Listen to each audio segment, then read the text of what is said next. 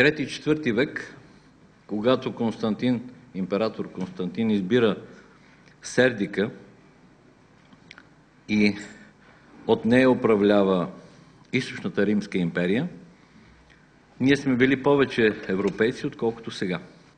Преди всяко строителство, особено там, където има данни, а за центъра на София, за участъка до Централна гара, за участъка до Лозенец, не само има данни, но и всички и децата знаят, че отдолу има толкова много археология, толкова много история, че е престъпление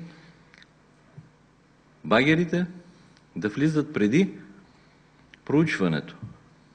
Наблюдаваме как министъра на културата, господин Петър Незнайкович, Божидар Димитров, шефа на Националния исторически музей и председателя на ДАНС, забележете, като фокусници, дигат завесата и какво виждаме вътре?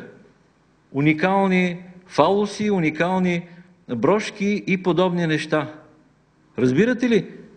Това нещо, което може би струва милиони, наистина спасено с усилията на ДАНС, е нищо в сравнение с това, което се унищожава на Лъвов мост.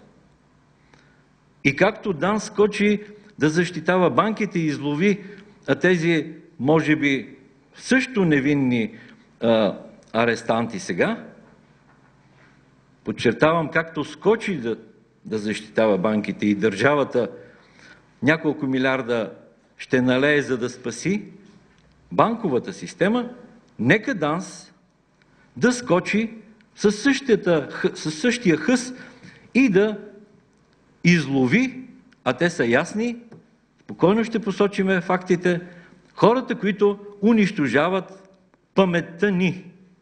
Министъра на културата, господин Петър Незнайкович, Божидар Димитров, шефа на Националния исторически музей и председателя на ДАНС,